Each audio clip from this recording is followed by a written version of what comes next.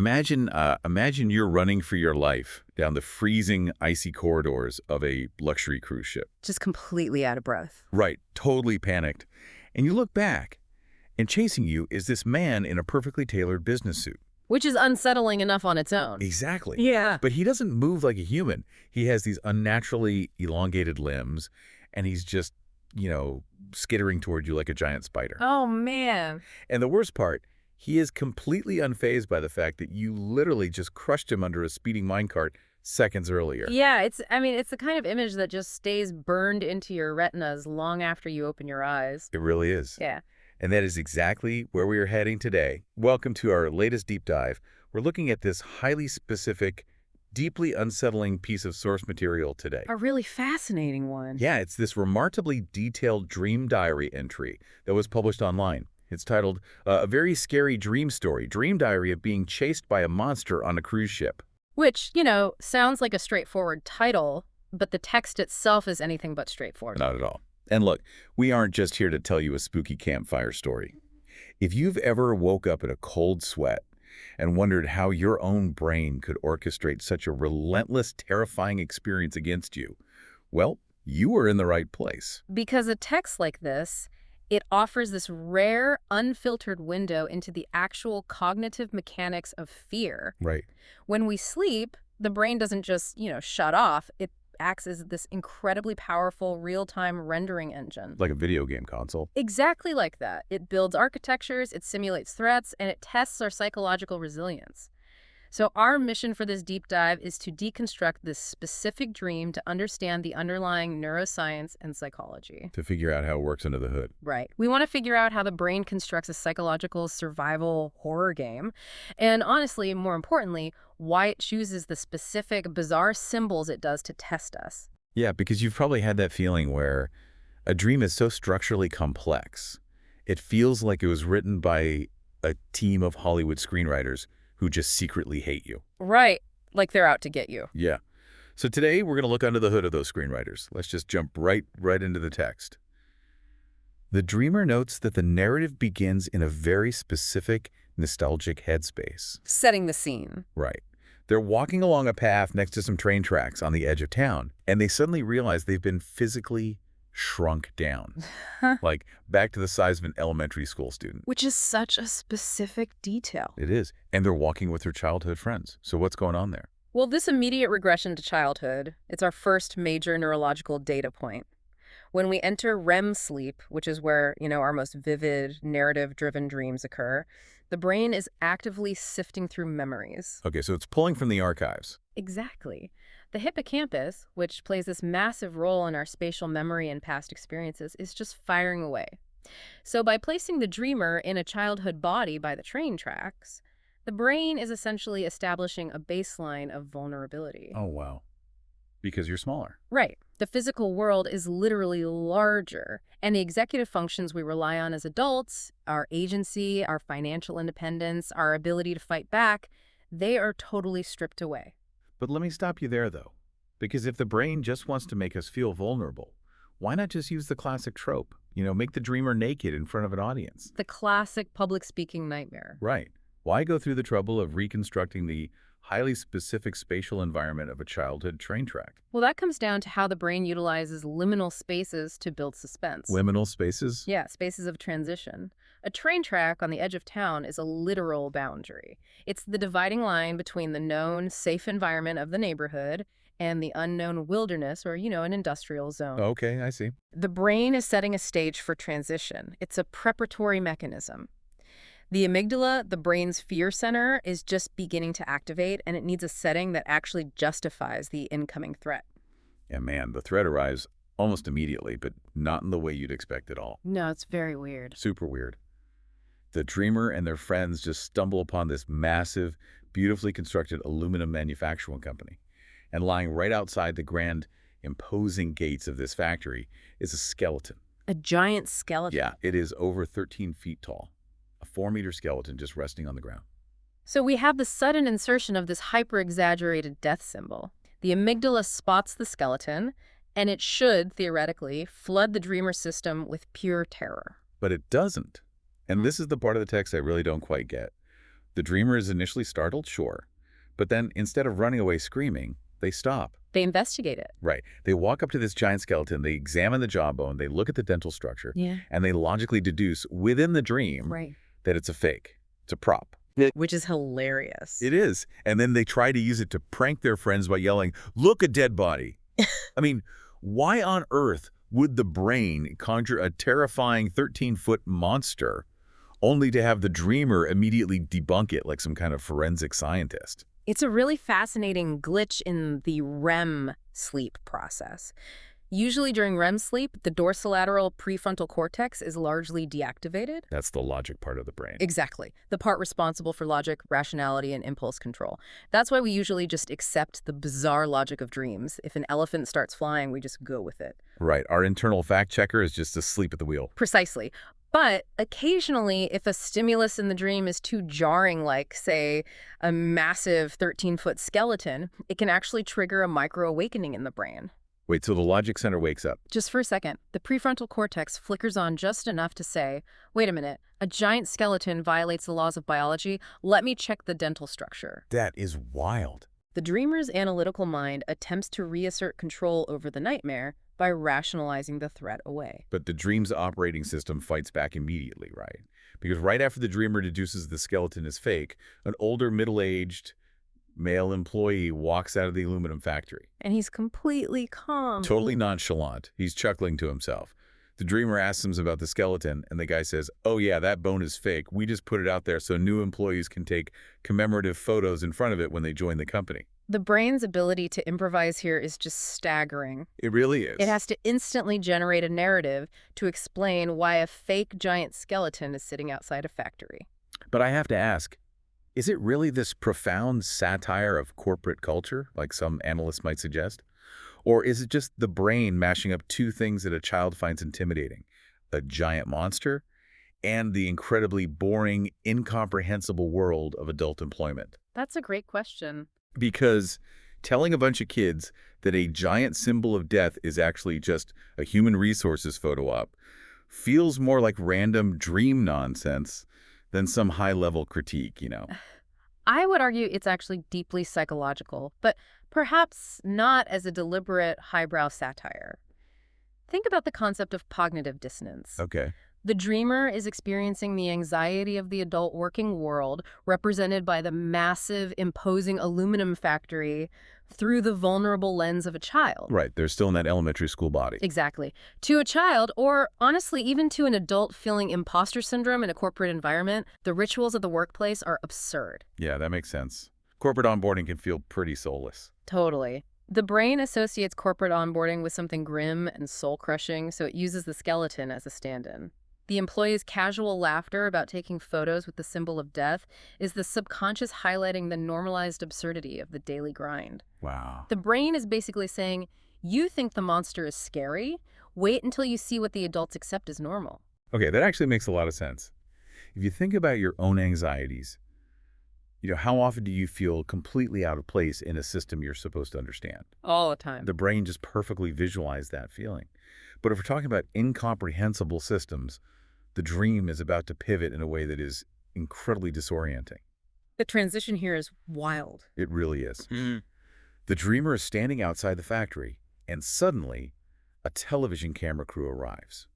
And they are following Takafumi Hori. Right. For those listening who might not know, Hori is a real-life Japanese entrepreneur. He's a tech founder and internet personality. He's been involved in various controversies. He is a highly visible, highly modern public figure. And his appearance introduces this whole new element of media and parasocial relationships into the dream space. Yeah, so the dreamer decides to follow Hori and his camera crew inside the aluminum factory. But the moment they step through the doors, the environment entirely rewrites itself. Yeah, it's no longer an industrial factory.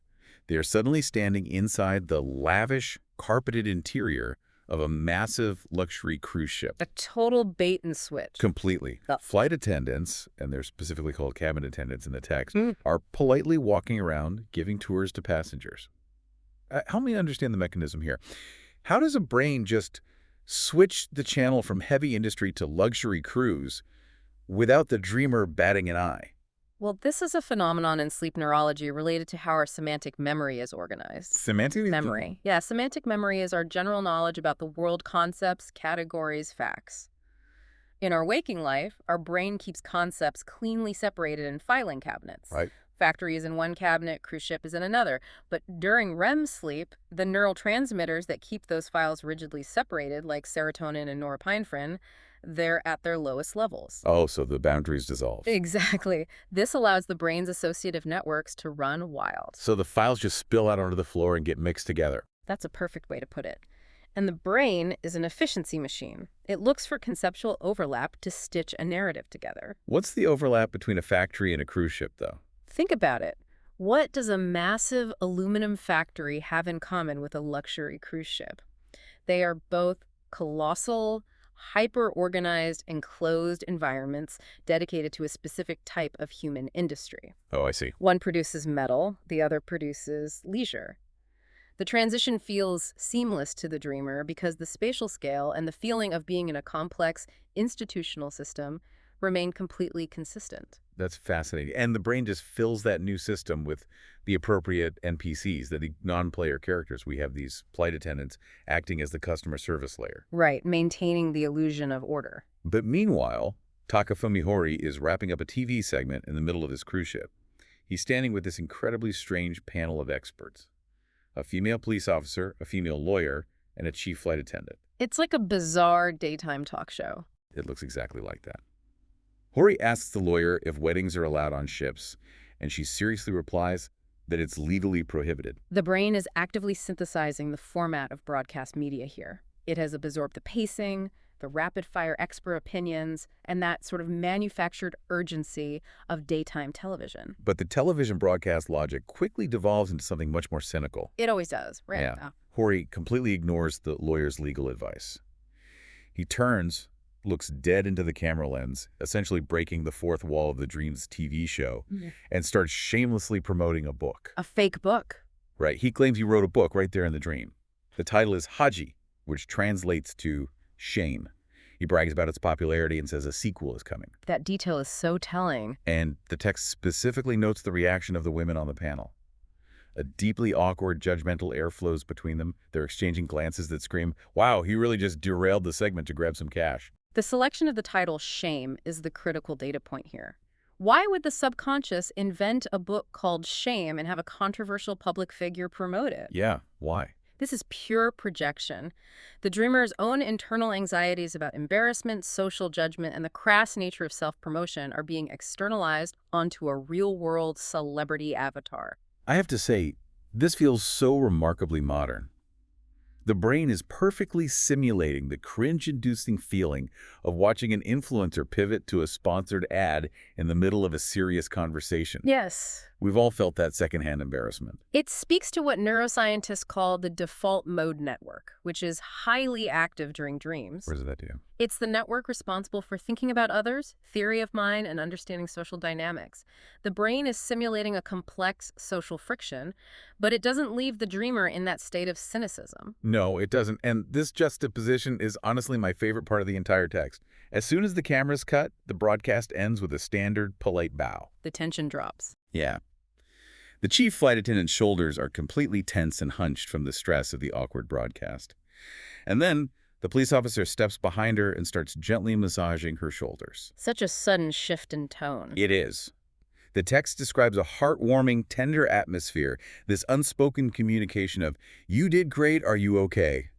You have this immediate whiplash from the most cynical, egocentric celebrity behavior straight into this quiet, genuine moment of human empathy. And that oscillation reflects exactly how our brains process modern waking reality. We are constantly ping-ponging between the artificiality of the media we consume and the biological necessity for genuine human connection. Wow, yeah, we really do. The dream is testing the dreamer's emotional range, moving from social alienation to warmth. But because this is the architecture of a nightmare, that warmth is a trap. It's totally a trap. It's designed to lower the dreamer's guard. The ultimate false sense of security. Because right then, the narrative perspective shifts abruptly.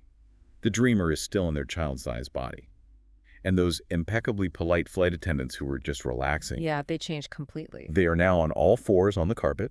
They have lowered themselves to the eye level of the children, and they are painstakingly, politely explaining emergency evacuation procedures for the ship, Notice the physical posture here. The adults are on all fours. which is super unsettling. It is. They are maintaining the extreme deferential politeness of high-end customer service while simultaneously communicating the protocol for a life-or-death disaster. Right. It creates a profound cognitive dissonance.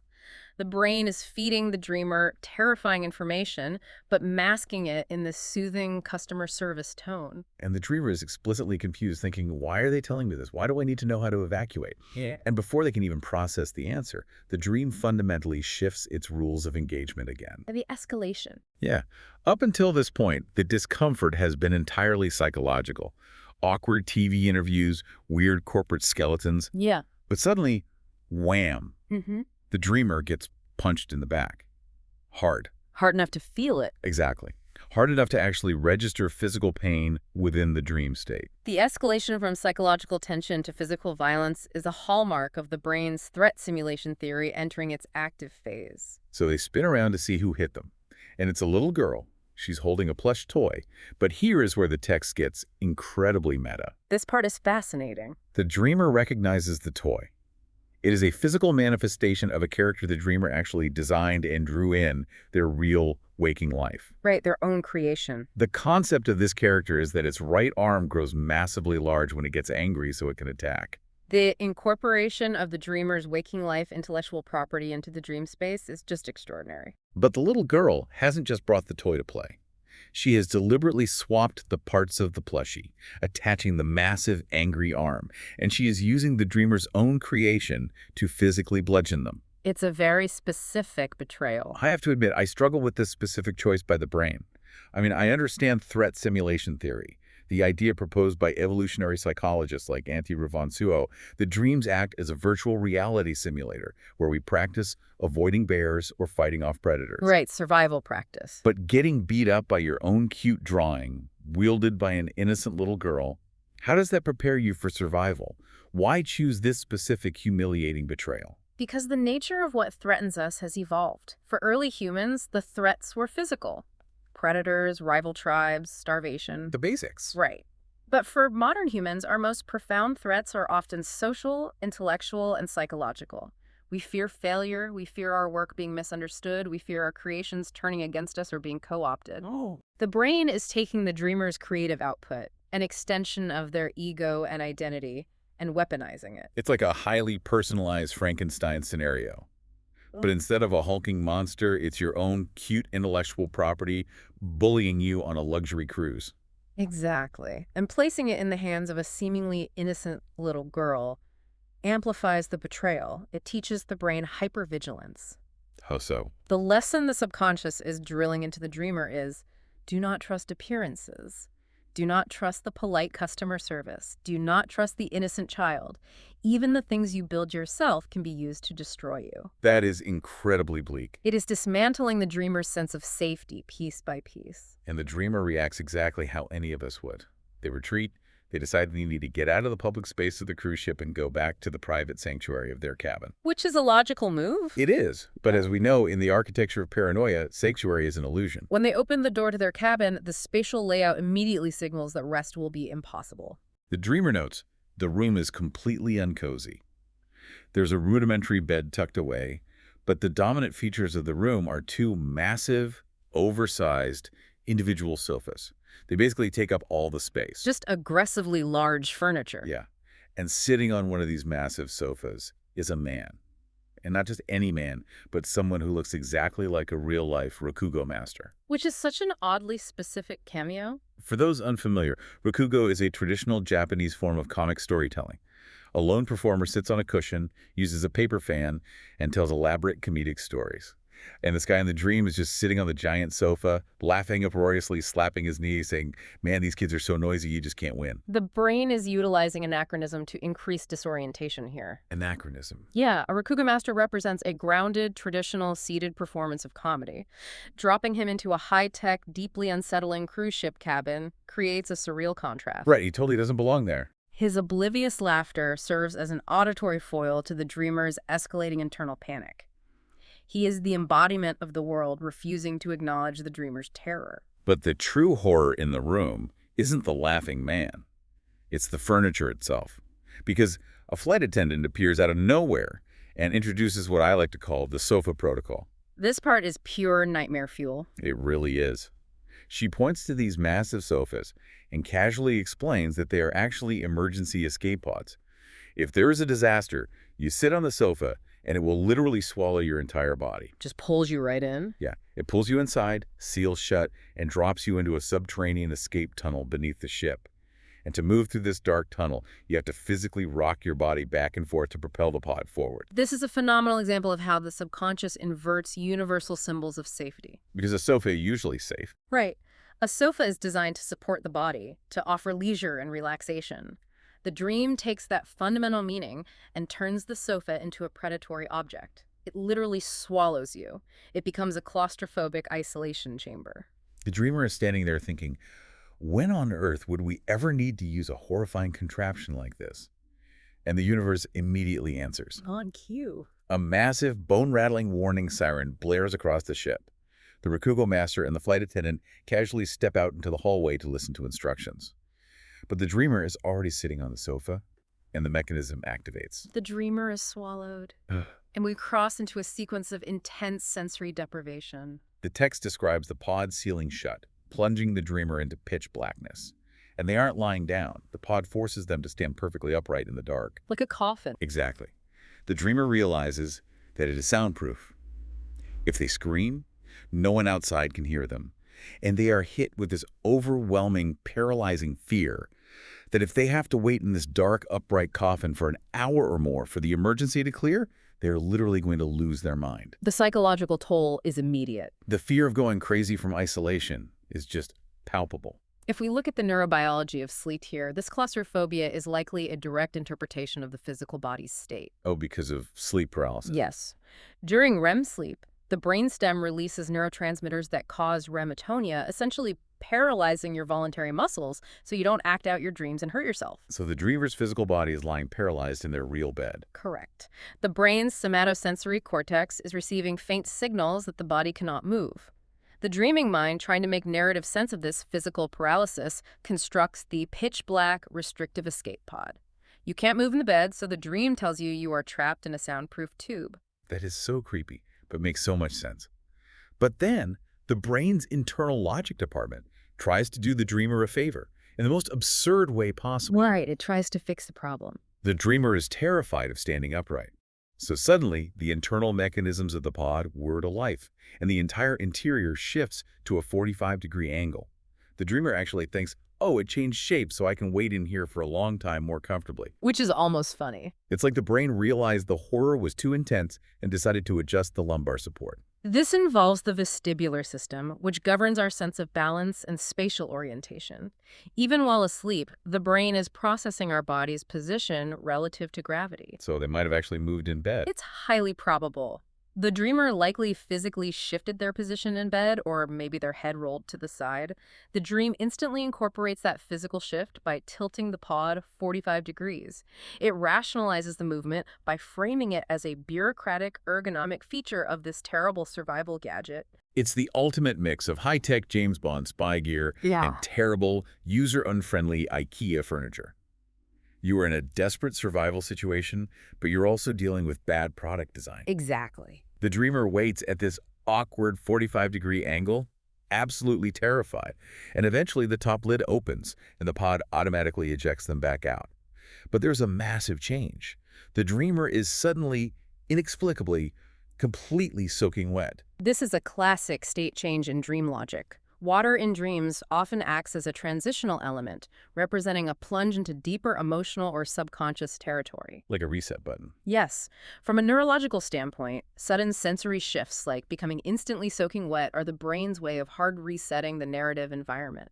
The claustrophobia of the dry pod has reached its peak.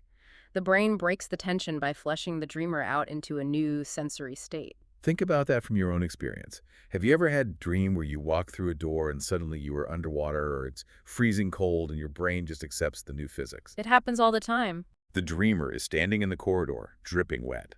The hallway is totally empty. The polite flight attendants, the passengers, everyone is gone. But they hear a massive, chaotic noise coming from a large hall at the end of the corridor. The suspense is building again? The dreamer runs toward it, hoping they're just playing a loud movie in there. Yeah. They push open the heavy double doors, and what they see is entirely unhinged. The dream basically abandons the subtlety of corporate satire and claustrophobia and just shifts straight into the realm of epic cinematic combat. Inside this massive hall, it's not a movie theater, it's an armory. There are heavily armed men rushing around preparing for battle. They are wearing European-style medieval armor breastplates, metal helmets, swords. Like knights. Right. But there's one detail that is so profoundly weird, it stops the dreamer in their tracks. Over their metal helmets, these warriors are wearing silicone masks that completely cover their faces. Let's pause and analyze that specific visual. Why a silicone mask over a metal helmet? From a functional standpoint, it makes zero sense. None at all. The helmet already protects the head and hides the face. Exactly. And I find this image deeply disturbing. If you pull a silicone mask over a metal visor, you cut off your own air supply, you blind yourself. It feels like the ultimate expression of suffocation. Yes, it's incredibly suffocating. But beyond the physical logistics, what is the brain trying to communicate by layering artificial skin over steel? It invokes the uncanny valley effect. Silicone masks mimic human skin but lack the micro-expressions of life. They just look dead. Right. By placing these over armor, the brain is stripping the defenders of the ship of their humanity. They are faceless, breathless automatons. It suggests that the institution, the ship, the defenders, is completely hollow and ill-equipped to handle the actual threat. Wow, that's deep. And the threat they are preparing for is something the dreamer initially perceives as virtual. Right, because spanning the entire 180-degree wall of this hall is a massive panoramic screen. The dreamer specifically notes the resolution. They say it is beautiful, 4K quality video. High-definition terror. Yeah, and on this monitor is an army of thousands, maybe tens of thousands, of human-sized wolf monsters and zombies. Surrounding them were even larger, hypermuscular beasts carrying massive weapons. The text explicitly compares the scale and visual style to the vast armies in Lord of the Rings. This is where the dream explores the concept of the mediated threat, or digital anxiety. The brain is rendering a threat, but it places it on a screen. Like a movie. Yes, it creates a psychological barrier. We do this every day in waking life. We watch wars, natural disasters, and horrifying events unfold on high-definition screens. We are aware of the threat, but the physical screen provides a comforting illusion of containment. We feel safe on our couch. Exactly. The monsters are in the 4K video, we are safe in the hall. But the brain knows that containment is an illusion.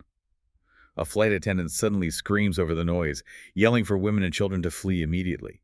The dreamer, bizarrely fascinated by the defensive gear, actually picks up one of the helmets and pulls a silicone mask over their own face. They try to assimilate into the defense force. They gear up, and then a massive horn blares, and the barrier breaks.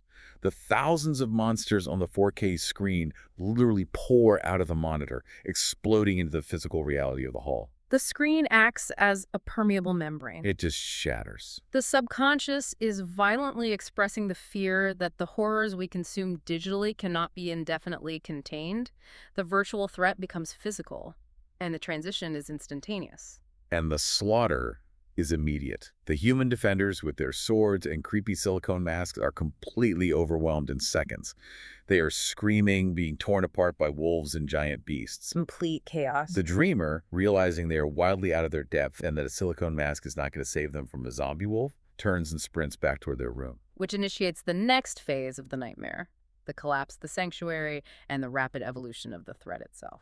The dreamer runs frantically back to their cabin, and when they get there, their elementary school friend is inside.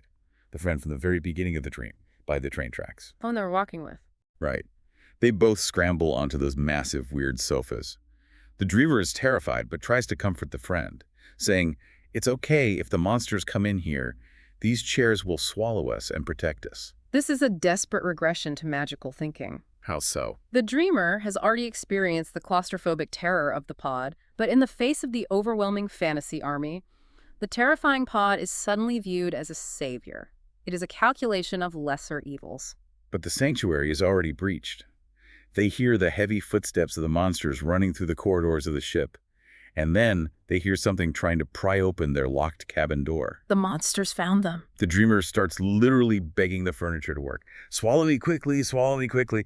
And right as the heavy wooden door splinters and bursts open, the SOFA protocol activates. It sucks the dreamer down into the dark. The timing is perfectly cinematic, engineered by the brain to maximize suspense. But the pod has an additional defense mechanism we haven't seen yet.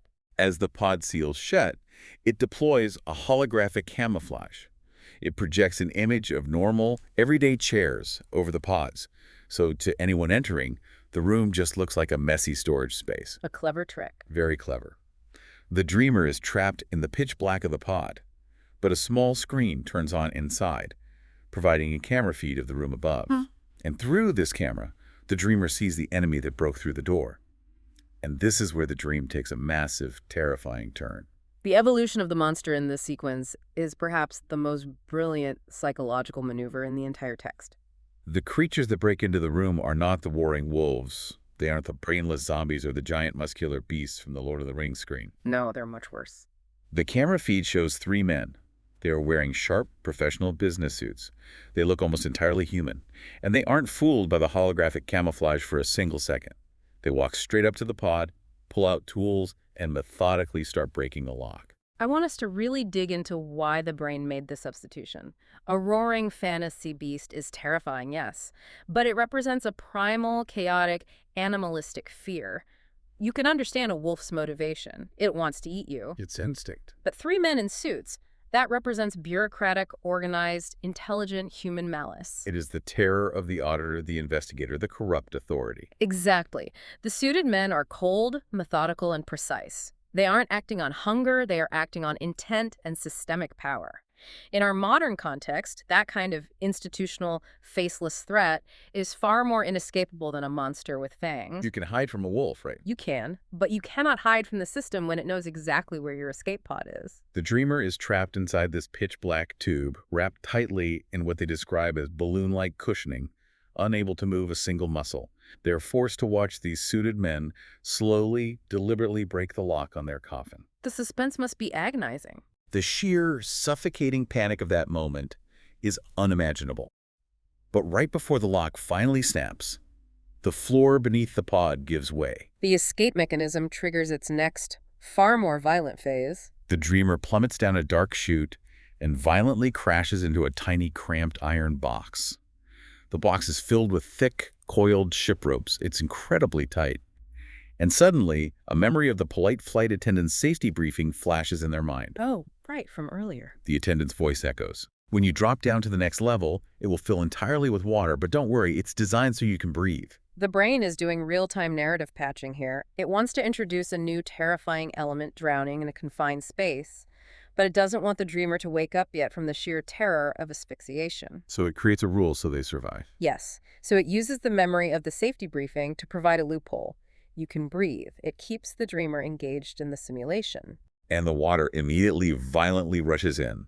The ropes swell up, wrapping tightly around the dreamer's body. It is the ultimate claustrophobia. But then the water pressure builds to a critical point, and the dreamer is shot out of the iron box through a narrow pipe. Like being expelled. And I love the specific phrasing the dreamer uses in the diary here. They write that they were flushed out like a toilet. Wow. It is such an undignified, chaotic, violently physical escape mechanism. You survive the men in suits, but you are literally being flushed through the plumbing of your own nightmare. It strips the dreamer of all heroism. They are not fighting their way out. They are reduced to debris being forcibly moved through the architecture of the ship. They emerge from the pipe, coughing up water, crawling on all fours. They look up and find themselves in a massive, dark underground tunnel that looks like a subterranean subway system. And stretching out into the darkness in front of them are 4 parallel rails. A new environment. Sitting on the rails are these futuristic, manually operated minecarts.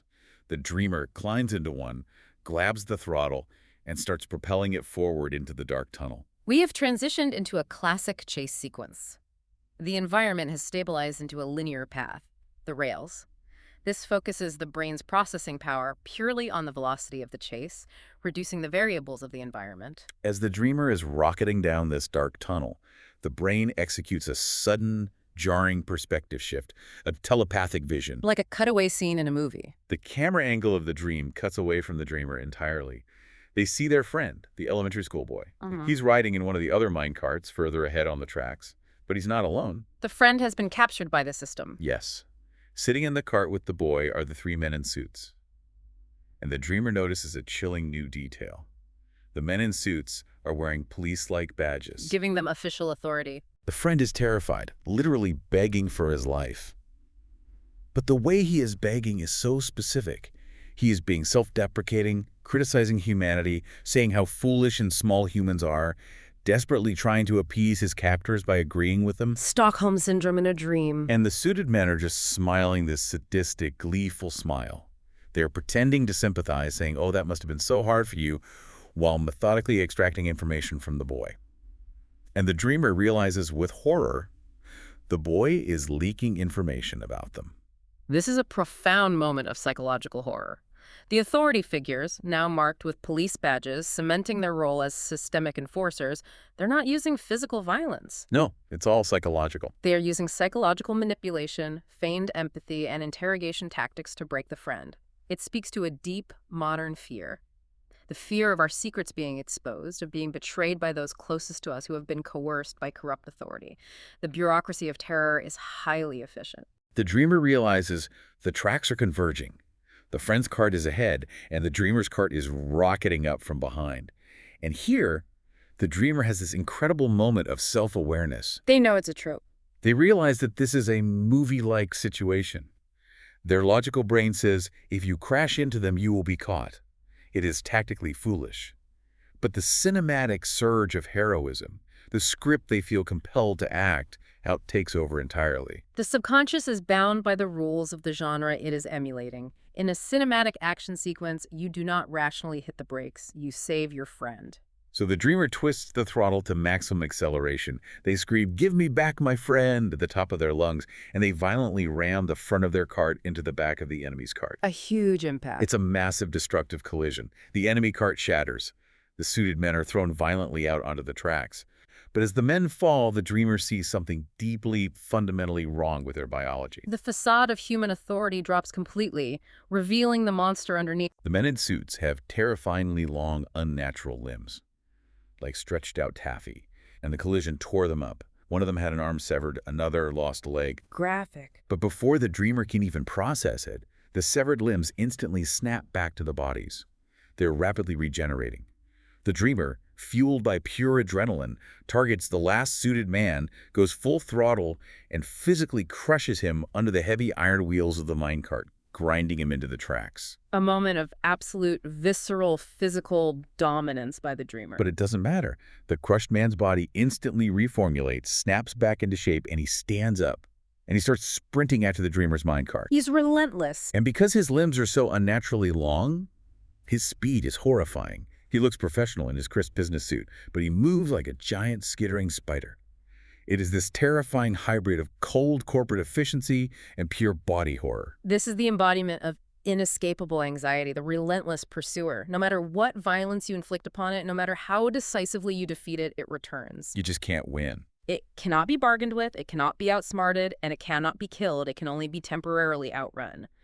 But as we enter the final sequence of the dream, the brain alters the fundamental physics of the world to ensure that even outrunning it is mathematically impossible. The track leads out of the dark tunnel and suddenly bursts into a brightly lit, beautiful space. It is a wood-paneled entrance that looks exactly like the lobby of a high-end, luxurious Japanese hot spring inn. A massive contrast to the tunnel. The architecture is pristine, but the 4 iron rails just plow aggressively right through this beautiful, traditional wooden floor. The brain is desperately seeking a conclusion to the stress cycle. A hot spring is the ultimate cultural symbol of relaxation, healing, and rest. A save point, basically. Exactly. The brain transitions to this environment hoping to end the simulation. But the amygdala is still firing too hot. The threat has not been resolved. So the rails cut right through the sanctuary, violating the space. The pursuit doesn't stop for rest. A mysterious, disembodied voice suddenly echoes through the hot spring lobby, commanding the dreamer. "Quickly, open the box and take out the wooden gear." An instruction prompt. The dreamer opens a box near the track and grabs this large, heavy gear made of solid wood. They instantly understand the mechanics of this final area. Along the rails, there are grooves cut into the floor at regular intervals. Like checkpoints. The dreamer has to physically place the wooden gear perfectly into a groove, which magically summons a new cart for them to ride, allowing them to escape the long-limbed Spider-Man who is literally seconds behind them. We have fully entered the realm of video game mechanics. The dreamer is given a quest item, the wooden gear a task, and a clear, logical rule set for survival. But the game is fundamentally rigged. The dreamer places the gear in the groove, the cart appears, they jump in. But the moment they reach the next checkpoint where a new groove is located, the cart just vanishes into thin air. It despawns. It glitches out of existence. So the dreamer has to jump off, physically run on the tracks with what they call video game turbo speed, carrying this heavy wooden gear, constantly trying to lock it into the next groove just to summon a cart for a few precious seconds before it vanishes again. It's exhausting just to hear about. They are frantically sprinting up a massive sweeping staircase, desperately repeating this broken cycle. I frame this final sequence as a Sisyphean nightmare. Like Sisyphus rolling the boulder. Yes. Sisyphus, from Greek mythology, was condemned by the gods to roll a massive boulder up a hill for eternity, only to watch it roll back down every time he neared the top. The dreamer is trapped in a mechanical loop that requires intense physical exertion and mental focus, but yields zero permanent progress. Right, because the rules of the dream have become inherently unfair. Exactly. The brain's computational power is breaking down under the stress of the nightmare. It perfectly mimics the frustration of playing a corrupted video game file, where winning is mathematically impossible because the mechanics themselves are glitched. The anxiety shifts from the fear of the monster to the despair of the broken system. The desperation peaks. The dreamer reaches the top of the massive staircase expecting an exit, an end to the level. Instead, the environment aggressively shifts back to the claustrophobic, narrow corridors of the cruise ship. Back to the start, essentially. But something is profoundly wrong. The entire corridor, the walls, the floor, they are covered in a thick, slick layer of ice. The environment itself becomes hostile to friction, to movement, to agency. Ice represents a total lack of control, the inevitability of sliding toward failure. The dreamer sees the grooves in the icy floor ahead. They realize they can't run fast enough. They try a new, desperate tactic. Instead of placing the gear, they try to bowl it. Oh, like sliding it. Yeah, they roll the heavy wooden gear like a bowling ball down the icy corridor, hoping it will just slide perfectly into the groove ahead. But physics betrays them. The gear hits the ice, bounces off the rim of the groove, trips over itself, and slides uselessly away. The mechanic failed. The mechanism resets. The dreamer watches this happen over and over, an automated, endless loop of failure. The realization of futility is the true climax of the nightmare. The terror is no longer just the long-limbed man behind them. It is the mathematical certainty of their own defeat. There is no goal. The track doesn't lead to an exit. It just loops failure until you are caught. And the dreamer finally realizes this. They realize the game cannot be won. Completely defeated, exhausted, they stop running. They slowly turn around on the ice. Giving up. And the long-limbed man in the suit is standing right there. He is within arm's reach. He leans in, looking down at the dreamer with this terrible, knowing smirk, and he whispers, "Are you still trying to escape?" It is the moment the predator stops the chase to play with its food, acknowledging the absolute uselessness of the prey struggle. The illusion of escape, the illusion of the game, is finally shattered. The dreamer is overwhelmed by an absolute, crushing fear of death. The realization that they're going to die right here on the freezing ice of this ship. And through sheer force of will, driven by that primal biological terror, they violently tear themselves out of the simulation. They'd wake themselves up. They force their eyes open in the real world. The physiological response to the nightmare reaches a critical threshold.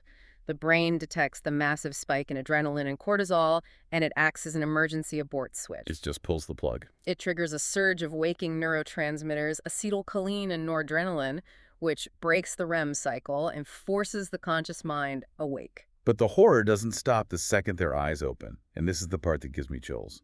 The dreamer wakes up in their real physical bedroom. It's dark.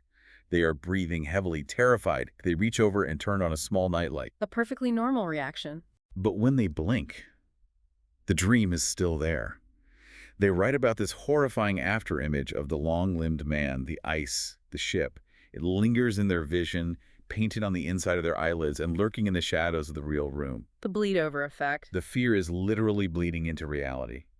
They're so disturbed by this after image that they have to scramble out of bed and turn on the main bright overhead room light just to banish the shadows and convince their brain they're actually safe. What the dreamer is experiencing here is a classic hypnopompic hallucination. Hypnopompic. Yes. When we wake up abruptly from deep REM sleep, the transition isn't always instantaneous. The brain is still partially generating the imagery and the emotional intensity of the dream state, while simultaneously processing the visual input of the waking room. Just double processing. Exactly. The neurological scaffolding of the nightmare is so robust, so meticulously built, that it takes time for it to dismantle itself. The brain literally projects the monster into the waking world for those few terrifying seconds. Think about that from your own life. We've all had those mornings where you wake up from a bad dream, and for the first few hazy seconds, the terror is sitting physically on your chest. It feels incredibly real. You look at a pile of laundry on a chair, and your brain absolutely insists it's an intruder holding a knife. It's wild how our brains can project the architecture of our nightmares onto our safe reality. And it makes me realize that the ultimate villain in this dream wasn't really the giant skeleton or the Lord of the Rings monsters or even the long-limbed suited man. What was it then? The real villain was the sheer exhaustion of running a race with no finish line. The terror of a glitched, inescapable reality. Exactly. If you look at the trajectory of the dream, it evolved from external, easily identifiable physical threats. A giant skeleton, a wolf, to systemic, inescapable structural threats. It moved from a fear of monsters to a fear of the system itself, a fear of futility. So as we step back and look at this incredible journey of a single dream text, it's astonishing how it seamlessly blended so many different types of modern fear. It's a masterclass in psychological horror. We explored the cognitive dissonance of corporate culture with the skeleton photo op. Yeah. We saw childhood nostalgia violently disrupted by a weaponized intellectual property plushie. We unpacked deep media critique, too. Yeah, with the Takafumi Hori book plug and the screen's bleeding digital monsters into reality. And finally, we experienced relentless, mathematically impossible survival horror on the icy tracks. It was one cohesive, constantly evolving nightmare. It demonstrates the incredible, almost terrifying synthesizing power of the human mind. The dreamer's brain took disparate waking life anxieties about work, media consumption, creative ownership, bureaucratic authority, and physical survival, and it wove them into a narrative structure that rivals the pacing of any written thriller. It really does. It reminds us that our subconscious is not just a passive storage drive where memories go to collect dust. It is an active, brilliant, and sometimes ruthless storyteller testing our limits. I want you, listening to this right now, to really think about your own dreams. Look at the mechanics your brain uses. Have you ever experienced a dream that felt governed by rigid video game rules, like glitching checkpoints or endless, frustrating loops? Or maybe dreams that played out in cinematic tropes. Right, where you felt compelled to act out a script you didn't write, rushing to save someone even when you knew it was a trap. How does your own brain design the architecture of your fears? Do you dream of vast, empty cruise ships, or pitch-black claustrophobic spaces, or corporate offices where the rules constantly shift? Those architectural choices your brain makes are rarely random. They are highly specific stage sets built by your hippocampus and amygdala, specifically designed to house your deepest, often unarticulated anxieties. And as we wrap up this intense deep dive, I want to leave you with one final thought to mull over. We talked extensively about the concept of the afterimage at the very end of the text, The hypnopompic state. where the monster bleeds into the bedroom. The dreamer was able to reach out, flip a physical switch, and turn on the bright overhead lights to finally erase the long-limbed man from their vision. They had a physical mechanism to break the illusion and return to safety. A luxury of the sleeping mind waking up. Exactly. But think about our modern, media-saturated waking lives. Mm-hmm. The lives we actually live when the sun is up. We're constantly bombarded by terrifying digital news, corporate anxieties, endless screens showing us real-world monsters, and bureaucratic systems that feel just as rigged, just as icy, and just as Sisyphean as those broken tracks. It's a lot to process. When the after-images of those very real, waking horrors linger in our minds, where is the switch we can flip to make them disappear? That is the profound, lingering question. Because in the waking world, the lights are already on and the monsters are still there. On that incredibly cheery existential note, thank you all for joining us on this wild, deeply scientific and surreal journey through the subconscious. It's been quite a ride. Remember to keep questioning the strange, beautiful, and terrifying narratives your own minds create. Write down your dreams if you dare to face the spiders in suits, and we will see you on the next deep dive. Stay curious, everyone.